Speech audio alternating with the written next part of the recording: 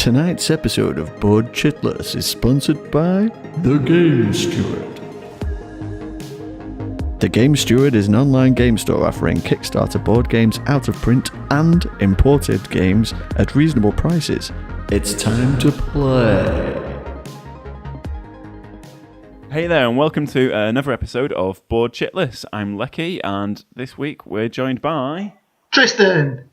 And people may or may not know that this week Tristan was inducted to the Board Game Geek One Player Guild Hall of Fame. Oh, Leki, you're doing this again! You're making me blush! Party up in here! That was pretty exciting, but he also won an award for Best Solitaire Game of the Year from the One Player Guild as well. Absolutely amazing. And if that wasn't enough, Lifeform funded well over the target, and they unlocked pretty much all the stretch goals bar one. That's amazing. He's even celebrating with a Long Island iced tea. What a ledge. Well done, Tristan. That's an absolutely phenomenal week of achievement.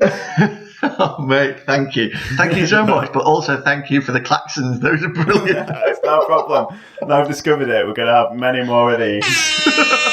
All right, then. Well, this week we've also been playing Nations, so let's get into that.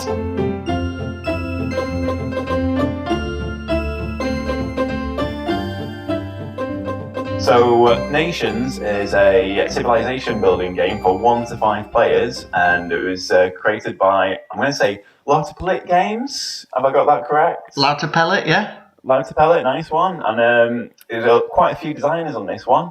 Riston Harkinson, Nina Harkinson, Ina Rosen, and Robert Rosen. So there's quite a big team on it, and essentially it's a civilization builder where each player will pick a nation and then take turns developing industries and trying to create wonders and generally progress their nation further along than the other players over the space of 8 ages, isn't it, I suppose, actually? It's 4, but each age has 2 rounds, so yeah. I see, yeah. So it's like 8 rounds of it. And as a game of this type, it's, would you say it's like midweight?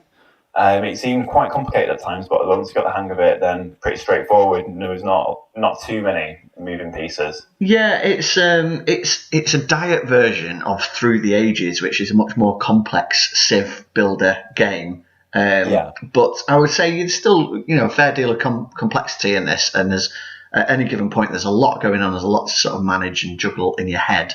But with Through the Ages, the original game by Vlada Chvátil, it's a very sort of long-term strategic game where you can have goals that arch over the entire 6-hour session, whereas Nations is very much sort of tactically responding to what's coming out at you, what's available in terms of technologies to buy and things like that. So it's very reactive to what's happening at the moment rather than following long-term strategy. So there's a little of both. But I would say it's semi-complex, definitely, for sure. Yeah, you can. Well, like you're saying, you can definitely hunker down on a strategy and try and run that to the win, which is what I tried to do basically by monopolising books. Yeah, and it almost worked. It got me to second place, but probably because I wasn't doing enough secondary and tertiary sort of things to keep in it. Dave managed to run away with the win. Yeah. Probably, but he did deserve it. He did quite a lot in that game. Well, he brutalised us in the very first year with an epic war. So I guess to give it context, with Nations, you're juggling quite a lot of different resources, aren't you? You've got your minerals, which you use to produce buildings and things. You've got gold, which you use to purchase new technologies. Books, which are like your culture. Food, you're balancing your military. Your stability, and stability is like a separate track from military, which allows you to sort of reduce the negative effects of war and also keep your people happy. So there's quite a few different things, and also victory points. You win the game based on victory points, and workers. You have lots of workers that you have to balance and grow your civilization based on the number of workers that you produce. So there's a lot to sort of keep wrap your head around at any given point, and if you focus on only one of those, you're destined to failure, which is which is somewhere where I ended up in this game, actually. That's right. Like you're saying, it can be pretty unforgiving.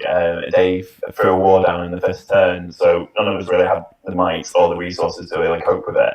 And with the game, if you don't have resources to pay for it, and there's a famine at the end of each round. Yeah. And if you don't have enough resources to pay for something, then it comes out of like your VP and your score trackers. They'll take whatever you've got. Exactly, yeah, and it can be really expensive to ignore any of those effects, which we found to our detriment. Yeah. I got him back later on though by throwing something horribly nasty at him when I built one of my wonders, managed to like deplete everyone's gold. Yeah. But yeah, it did take us a little while to recover from that, but it was well played by him because he was the only player as well to increase his population on day one. So at the end of each round, you've got little meeples at the bottom of your tracker, and you can either take one off, which will in the long run cost you more. You'll need to put more resources into paying for them. Or you can take resources. We all took the resources, except Dave, who he took the gamble and pushed his population forward. But he kept doing it, and I think that gave him a strong advantage, really. Yeah, it's like most worker placement games. The more workers you have, the more you can do. And if you manage to swing that early, then it gives you a long-term advantage over the whole game, basically. But going back to the wars are quite cleverly handled in this. In Through the Ages, they're extremely punishing. You pick another player, you go to war with them, and if you've prepped well, you absolutely eviscerate them, possibly taking them out of a 4 or 5 hour game. Whereas in Nations, the war is sort of quite arbitrary. It means everybody's involved, and it's set at a level of strength that the person who buys the war, who kicks the war off, determines, and then everybody has the round to sort of reach up to that level of strength, like to bring that level of military might to the table. Yeah. And if they can't do that, they suffer the punitive effects of that war. But he managed to do that after everybody else had passed, so nobody had the option or ability to then bring any soldiers to that war, so he just romped all over everybody. And it did create a significant lead, which, if left unchecked, which we did, can lead to sort of a runaway leader syndrome, I think. And that's one of the criticisms levelled at this game, but actually one that I'm quite okay with, really, because I should have prepped for it, as I've played this a lot of times. I know what's coming. I know what kind of a player Dave is and what an aggressive player he is. And so it's something that we should have prepped for, but there's so many other choices when you're building your civilization, especially to start off with. You want to get your gold and your books and your rocks all coming in. So you want to set up a little bit of everything so that you're covered, and you don't always anticipate that someone's going to mercilessly go to war in the first round of the game, like in Antiquity. So we could have all prepped for that and just bought soldiers just in case. And you can also, if you're in a weak position, you can be the first. Like if you're the weakest military strength in the game, you can buy that war early and stop anybody else from purchasing it, in which case you've almost proactively prevented yourself from being punished by it, just in case. But it's a huge resource investment to have to do that, so you have to juggle that with the idea of is somebody else going to go for it or not. And we now know, moving forward, somebody else definitely is going to go for that. That's it. It's very clever mechanic though, because it really simulates that he who blinks first sort of like standoffishness when the war comes out. And anyone can buy it from the marketplace, but the second you buy it, it goes into the slot, and then that's when the power is set. Yeah. So if you do it too soon, everyone, like you're saying, is going to build up resources against it. But if you do it too late, one of the weaker players might buy it from under you, which is what happened to me later in the game. I was literally about to buy the war and kind of make your lives uncomfortable, and then you bought it just before me and completely negated it. Yeah. So you did that quite a chivalrous player. You managed to do that a few times in the game. It's something you have to be aware of. If you see someone gearing up militarily, they can tip their hand. That obviously there's a war out. He's just bought the ability to create cannons or knights or whatever. You've got to anticipate that. Then do you military up yourself and invest your resources in that, or do you buy yourself a round of goodwill to sort of get that war in early and know that you're not going to suffer the effects of it? So I really like that, because in Through the Ages, it's incredibly punishing and it's incredibly aggressive. Like if you go to war with somebody, you're literally taking stuff off them, and if you've got enough of a military advantage over them, you can wipe them out of the game. Whereas in Nations, at the most you're going to punish them, make them lose some victory points and that, but there is the possibility that everybody's in the game all the way through, unless you let someone get away unchecked. Well, it never really felt like Dave was trouncing, like really running away with the lead. In the first 2 rounds, he did build up quite a few more resources than the rest of us. Then they kind of got spent, whereas he brought more industries in, and then we kind of bolstered our own industries. Yeah. And by the third age, it really seemed like everyone was on a level playing field, with the exception maybe like Jackie hadn't grown herself, has yeah, she's not built up the population as much. Yeah. She seems to still be like, her influence was still doing really well though. Like, if you looked at the board away from her playmat, she seems to be coping with that really well. So I thought that was quite a valid tactic. Until the end when we realised that she didn't quite get as many VP as the rest of us. Yeah. And again, the same with you. There wasn't tallied up everything at the end of the game. They didn't, probably me and Dave were quite a bit ahead of you. Yeah, there was a significant gap, I think, yeah. There was, yeah, but once we were playing, it never actually seemed like the gap was there, and I think you can really hone in on what's happening in the central board, which tells you how much influence you've got, how much might you've got, military might, and all this and that, but you kind of forget to look at other players' boards and see where they're actually at. Yeah. Like how many resources they're generating or where their population's at, which can kind of give you almost like a bit of a false sense of equality, really, through the game. Yeah, but I think and from turn to turn, the game gives you it's easy to get distracted from like the global picture because you get caught up on what you're doing from moment to moment, and it's one of those games that I really enjoy because every move that you make advances you and makes you feel like you're doing a cool thing. You're upgrading your building, or you're making your military tougher, or you're building extra workers, or you're enlisting a new leader, colonizing a new island that's going to give you an ongoing bonus, or building a wonder, and doing all these great things. You constantly feel like you're succeeding. It doesn't. The gameplay can be punishing, through wars and stuff, and through the famine events and things like that. But from turn to turn, each thing that you do feels good. It feels, I'm achieving, and I love that in a game. I love that, no matter how badly you're doing, you feel like you're achieving with each move that you make. And I think it handles that very well.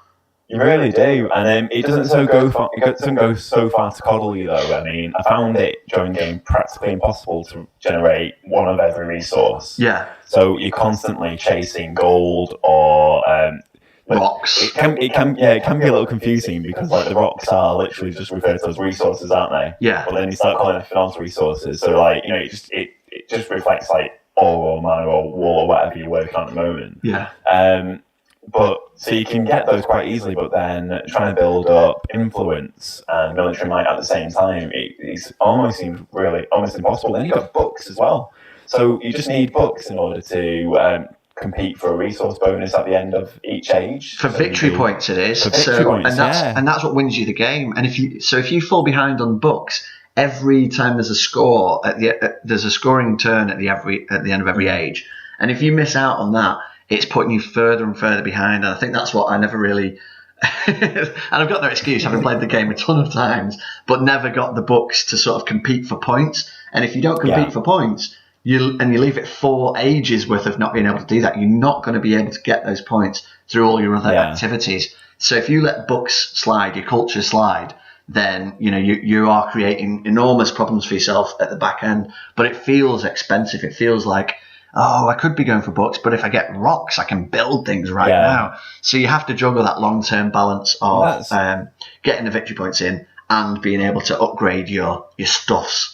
That's it, yeah. The game's so well considered that building up books, which, is like your civilization gaining knowledge, feels like a waste of time. It's like, come on, mate, you need to be tilling the fields, you need to be learning how to use your sword and bow, get out of it. But then if you let it, if you just let that fester, then you're not, like you're saying, you're not going to score anything. Yeah, you just need to do absolutely everything all the time. All the time, easily. Yeah, it's quite simple when you think of it that way. But Dave... as well, he managed to take advantage as well of the Golden Age cards that came out in the marketplace. Yes. Which I didn't really consider until the last round. But they seem like a really good boon because they come out and they'll cost you the same amount as gold as any of the other production facilities, but you've got a choice of taking, is it 3 resources? It's a couple of resources, or you can spend resources to get a victory point. Yeah. And that's crucial because there are actually quite very few ways to get victory points. So golden ages are a key one, but they feel like, I've got to spend gold to get it, then I've got to spend resources to turn it into a victory point. So it feels like a big investment. But 1 or 2 victory points or 1 or 2 golden ages like that can make all the difference in the final score at the end of the game. Well, it did really, because I was pretty much in a die-hard fashion pushing my book lead the whole way through the game. Yeah. So that's what I really concentrated on. And Dave came second most of the time. And then to close that gap, he was buying the golden ages, and because of the way that I was running my civilization, I never felt like I was resource rich. Yeah. So I'd never be able to, or I'd never want to throw them at the victory points, which looking back at it, would probably, it could have sealed the game for me. But it just goes to show like what the scope of the game is and how much flexibility there is in there to kind of keep, turning and changing what's going down. Yeah. And I quite liked about the game as well that the production facilities that you've got, like the resource generating cards, they always have really quite strange resource mixes on them. So it's like some of the granaries will give you some influence and then some wheat. But then a copper house will give you say 2 books and 2 wheat. So you're constantly trying to replace military agendas with these new production facilities, and then trying to swing back to military again the next turn. Yeah, it's never clear cut, is it? Yeah. There's very rarely a direct upgrade. Like my temple produces 1 gold and 1 book. If I get the next thing up, it's going to be 2 gold and 1 book. It's usually the next thing up is going to be 2 gold and 1 rock or something, which means I've then got a book deficiency. So, you really got to think about how you juggle it. And it's always based on a random array of cards that come out of the tech decks, the progress cards, which in Through the Ages, every game you'll see all the cards. So you know what's coming, you know roughly what the chances are of you getting a specific technology. Whereas in Nations, you're very much reacting to what's on offer. It might be that in one age, there's no progress cards. You've only got leaders, colonies, wars, golden ages, and battles, or something like that, and there's a complete dearth of technological advancements, in which case you need to then rejig your whole tactic to cater for that. So I really enjoy that as well, because again, you're responding to the sort of the world at large, and there's so many cards in the game. And probably should point out at this point, we were playing with the Dynasties expansion mixed in, which gives us a lot more progress cards, way more civilizations with their own special abilities. So we all had different civs to start out with their own specific special abilities, and you get the dynasties themselves. So you can go into revolution and change your civilization special ability for an upgraded version of that. But again, that's time and resources to invest in doing that. So there's also, with the Dynasties expansion, a lot of the cards, not a lot, but a significant portion of them interact with other players. So, for example, Dave found a natural wonder which devastated everybody else's resources. So we all lost like 3 food or whatever it was in the first round. Yeah, that was it, yeah. Yeah, initially in the original game, it's very much a case of, apart from wars, you're all going about doing your own thing. But now with the extra cards mixed in, like Jackie's Vikings, for example, every turn she would raid everybody else and choose a resource that we all had to lose, which is an incredibly powerful ability, if you're putting someone into famine by doing that. So there are a lot more cards to sort of mess with each other a little bit, but not so much so that, it tips the game. So it's a very nice expansion to mix in, I think. Yeah, I really enjoyed playing it. There was everyone's nation seemed to be very strong in one arena, to the point when you weren't really worried when someone else did something that seemed a bit game breaking, because you just do something as well that it wouldn't bring that thing back into your favour, but it would bring something else into your favour. So I was playing as Egypt, so my special ability was to have an architect on hand at any time, once per round. Yeah. And I could throw that at a wonder. So I essentially got 1 free step towards building. And you started out with the wonder as well. You started with the pyramids, didn't you? I started with the pyramids as well, which were 3 victory points, and I think they gave you they took away 2 extra food. But then they gave you 1 influence. So that gave me quite good early advantage. So I felt throughout the whole game I didn't have to bother with influence too much. I kind of fell out of favour a few times. I couldn't go into revolt, which I didn't care about because I loved my 3 architects. And occasionally something would happen involving influence. So the farming cards that can't have events attached to them. Yeah. And a few of those would be the person with the least influence has to lose 4 gold or something. So that did me once or twice. I think I should just point out as well, just in case that you're saying influence. I think you mean stability is the stability. Yeah, sorry. The scales. Yeah. The one with the scales. The one that stops you from revolting and getting hit by wars and stuff. Yeah. That's the one. So I felt like I could quite happily ignore that through the game. Yeah. Not feel too badly about it. Yeah, like you say, well, like we discussed earlier, there's a lot to juggle. So if you can sort of buy yourself early on the ability to ignore at least one of those resource tracks, be it food or rocks or whatever else, then it stands you in good stead to be able to concentrate on everything else that's going on. But yeah, like with each new age, your civ's growing, your number of meeples is growing, your resource piles are growing. So it always feels like you're advancing, inexorably towards this path of growth throughout time. And I just really love the way it does abstract the civilization growth. There's no tiles. You're not exploring a physical world. It's all based on the card row, the progress cards that come out, which is exactly the same as Through the Ages. This is literally a diet version of Through the Ages. So it's not like Civilization on the PC or the Civilization board game, because it doesn't have that physical exploration of an actual world, but it abstracts enough of that to be the development of your tech tree throughout the growth of your civ, which I just find really compelling. I love tech trees in games. That's it, yeah. It's a bureaucracy sim more than a exploration. It's a spreadsheet on a board. It really is. But it does it really well, and you don't actually care that you're not exploring anything or that you're not moving units directly against another player, because the player interaction is so common in the game in terms of buying things from other people or trying to imagine what they're going to do and counteract it, or even stealing architects from them beforehand, or like you saying, like trying to bring a war in as a weak player so that you can't have it used against you later on. Yeah, each move is like a block, isn't it? In some way, you're blocking the other players from not taking that golden age or not having that battle or whatever. Yeah. That's right, yeah. And there was a couple of rounds where I was really sweating it out. It was like, I think when the samurais came out, I thought people would go jump straight for that, and luckily they didn't. So I managed to buy it and bring it in and really push my military might, because I'd been neglecting it and I think I needed a quick fix.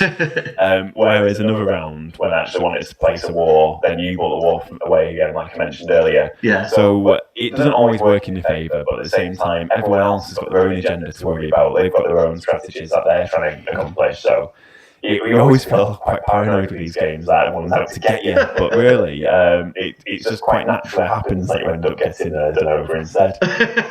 And there's also, I suppose, again, this could be a criticism level at the game. I obviously really enjoy it, but if you don't, if only one sort of military card comes out in a round, and one person gets it and then just drives that, they can jump ahead. They can have a military stranglehold on the board, in which case, between you've got to sort of buy up all the wars and stuff so they can't hurt everyone. But if you don't have that mutual mentality, which I think we lacked, I was like, this is what we're going to do, guys. We're going to get the wars. But then nobody else was interested in buying those. So when they came, they hit hard sort of thing. You can't, I don't think you can be that cooperative, because you can't just go, let's all agree to, not hurt each other, because somebody at some point is going to, or somebody by omission of action is going to let somebody else. So it can tip a little bit, but then usually it sort of balances out in the next round when the next lot of progress cards come out, and the guy who's already using dreadnoughts or whatever isn't then going to be interested in wasting all the resources to buy, the next sort of military thing as well, because they're still concentrating on getting their own victory points. Exactly, yeah. They're going to need resources or gold or wheat at some point. Yeah, exactly. It works really well. And also, there's a really cool mechanic. So, like we mentioned with the wonders, it can take you a little while to build up wonders hiring architects. There's natural wonders, so you just get the architects for free. You basically spend time exploring them and get boons. Yeah. But you can also colonise. So occasionally a little green card will come out and it'll be like, Sri Lanka. and that might give you some food resources or some actual resources. But in order to take them, to buy it, you'll need a military strength of 21 or 15. So that's a real incentive to build up your military power in order to colonize these places. Some people had 1 slot, some people had 2. So I managed to get a colony that gave me food, and because I was the Egyptians were quite hungry to begin with anyway with my pyramids, that really sorted out my food production woes so that I could concentrate going back to the military again to try and get a few more bits and pieces. But you were constantly playing this balancing act of how am I going to get my military up, how am I going to get my food up. But there is these nice little boons built into the game that will be quite difficult to achieve sometimes. But once you've got them, everything feels like smooth sailing after that half a turn until you realise that you've neglected something else. Yeah. And I think that's what the events do as well. So every turn, you know that there's a famine coming, and you know how much food you're going to have to save up to combat it. But there's also a benefit, like you were saying, about how whether you're either the strongest in military or strongest in stability or maybe something else, which will give you a benefit or other. So there's always different avenues. Like you say, the game's giving you little gifts and little ways to combat whatever you're falling behind in. You know, if you pay attention and if you focus, and it's. That's it, and the opportunity for someone else to break your board. But it's done in such a subtle way. It's really lovely. Like we're not mentioning the advisors, have we? Really? Yeah, they're sort of the leaders in this game, aren't they? Yeah. That was it. Yeah. So they come out as historical figures, and I had a great one. I believe it was Florence Nightingale. So it was towards the end of the game, and if I played her, she'd give me some free books at the end of each round, which was just brilliant. Nice. So I could ease off that a little bit. But earlier, I had another leader who, if I had the lowest influence, then he'd be nullified, but he would give me, I believe it was 2 military power each round. Right. So that was the only time I was interested in influence. I just wanted to be the second to last in influence for as long as possible. Just to keep him alive. Just to keep him alive until I found a new leader that I preferred. So it's quite cool. I just really enjoyed the way that all these different elements all work together, and that the way that there are back doors into your civilization for other players to take advantage of. Yeah. If they bring out a wonder at the right time, they can take some food away, they can take some gold away. And that can be pretty disastrous, which is just added enough uncertainty to the game to keep you invested. Definitely, yeah. No, it's I do really rate Nations. Through the Ages is one of my all-time favourite games. I love Civilization on the PC. I'm ashamed to say I've never played the Civilization board game by Fantasy Flight, but I did get the New Dawn version, which we obviously discussed on the podcast. And I'd love to play the original Civ. But this really ticks a lot of boxes for me. And I will say as well, the designer is working on a new version with new solo rules and that. But the solo game is actually pretty good. It is a beat your score one, but it is a fun game to play to sort of test your skills and get your teeth into it as well. But and the artwork, let's be honest, the artwork isn't great. The graphics aren't the best you've ever seen. But it really does the job. It really does a serviceable job. And there's so much art on all the cards. I don't really mind the sort of barely coloured in pencil versions. It's a bit like the old Talisman game. Like, the art does feel about 20 years behind.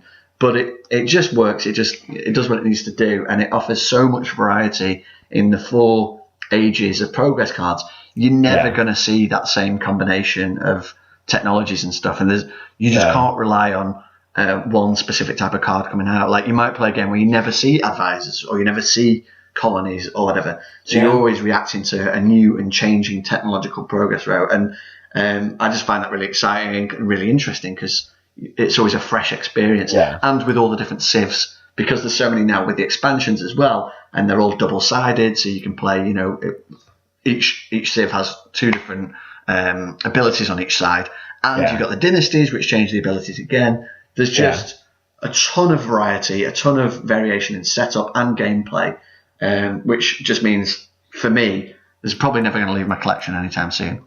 No, I can see why it'll stay there as well. Like you're saying, there's so much replayability in it, And I know for a fact I could play again as a different nation and have a completely different game. Yeah. And like you say, probably play again as Egypt and have a completely different game, because I was building wonders. I probably maxed out my wonders quite early on, by the third age. And if I didn't have that boon, then I probably wouldn't have been as bothered about it. But by having so many different wonders in the game at one point, they were bringing in food, they were bringing in resources, they were helping with influence and with books. They were like, it was amazing. It'll be interesting to see how, like, playing as the Arabs or as America or as Japan might fare differently, really. Yeah. And I can just see it being a really enjoyable experience. The only downside to the game really was probably the length, but we were playing with 4 players. Yes. And I noticed that the game practically came to a halt by the third age. Is that the age before the industrial age? Is that the Renaissance? Renaissance, yeah. Yeah, and I think because we were also, it wasn't any one player slowing the game down, it was all of us. And I think we've got to the point where the end game's in sight, but we know we need to do so much more. So we're all really thinking, what's the best possible moves we can make with all these resources on offer, with all the progress cards on offer. Yeah, had to milk the best out of every manoeuvre sort of thing. That was it, yeah. But then by the 4th age, that went by quite quickly in comparison. So I think we were playing for about, was it 3.5 hours? It's about an hour per player, yeah. I think that's a fair assessment. Yeah, so it wasn't a marathon game by any stretch of the imagination, but compared to like with other games we've played recently, it was a bit of a gear change, really. Yeah, you could play 2 sort of big meaty games in the time, which is again kind of ironic because this is supposed to be the diet sort of streamlined version of Through the Ages, which gives you an indication of how long that takes to play. But it is an epic experience, and you are going from a couple of farmers to like dreadnoughts and satellites or whatever. Well, one of the complaints that's been levelled against it is that you don't progress past the industrial age, so you don't actually see the space race or anything like that in the game. Yeah. But I don't feel like it's missing. By the time it does come around to the conclusion and to the final scoring, you feel like you've had a big meaty Civ development experience. So I don't think it's lacking in that respect. No, I think maybe you could have had a different age per round instead of 4 rounds, 2 in each era. But I don't think we're missing anything, really. Yeah. There's so much detail in the game. There's so much complexity there that we were all really happy just to keep going. And although the length of the game was probably a bit longer than what we had become used to, no one was actually like falling out with it or lost patience. Yeah, no, I think everyone was engaged till the end, sort of thing. Yeah, and it felt like you could really try and steal away a few victory points if you just thought about it. I'm playing it again as well after playing that game. I think it's the second time I've played Nations, and immediately I can see how I'd play better the next time round. Yeah. Although saying that, there'll be different cards out, I'll have a different nation. So if I'll doing it better by following a new strategy, remains to be seen, really. Well, I look forward to the chance to test that because I would, there's a few games like this where anytime anybody suggests it, I'm happy, to give it a shot. And this is one of them where I just really, really love the game, love the gameplay. And it doesn't feel like, oh, should we try something else now? For me, I could happily play this for the next couple of months solid. And in fact, it's on the table right now, and I will be. We're halfway through a game with Francesca, like teaching her the game. Yeah. So yeah, and there's a way as well to sort of handicap you if you have played it more times than the other player, you can reduce your ability level. So the start of every round, you get a resource injection of your choice. You can choose rocks, gold, or food. Yeah. And you play the game at a certain level. We were all playing at Prince, so everybody had 3 resources at the start of every round. But if you wanted to, if you're a more experienced player, you can slide that scale up so that I could be a lower or higher level than you. So I could get 4 resources whilst you only get 1 because you played it 100 times, or vice versa. Yeah. So that's a nice little scaling method as well. That keeps you in check. Basically, you can't get too far ahead of somebody who isn't perhaps as experienced. Although, I should probably point out that made no difference because I've been playing it a ton of times. I've still got my ass handed to me by you and Dave. But that speaks more to my play style, I think, than any fault with the game. I think Dave wanted to give it a go on the king level, and we were all a little bit wary about it. And if we'd let him do that on his own, it might have given it a different taste. Yeah, completely. Yeah. So there's like so much variability there. That just like another version of it. Yeah, well, that could be a punishment for the winner, couldn't it? it could you won last time. You have to take it down to to the next difficulty level. Yeah, it's a really good idea. And we've all got a friend as well who's almost like a bit of a savant when it comes to data and statistics. And sometimes they can just see the bare bones of a game engine much quicker than everyone else can. And if you know that going into the game, then almost like giving a golfer a bit of a better handicap, you can just push them a little further down that tracker and just make it a bit more difficult. And I think that'll probably make the game a lot more enjoyable for everyone concerned, because they've got a richer experience and you've got a bit of a helping hand when it comes to the start of each round. Yeah, no, it's a nice little system that I never really actually paid much attention to. I always just assumed we'd always play at the same level, but it'd be something I would consider using next time. Maybe because there was 4 of us and we all placed differently, and there's 4 spots on that tracker. You could all share the same spot, or you could all slide off to a different one. It could even be in player order. First player goes on the Emperor level where they only get 1 resource around, and the weakest player goes on 4.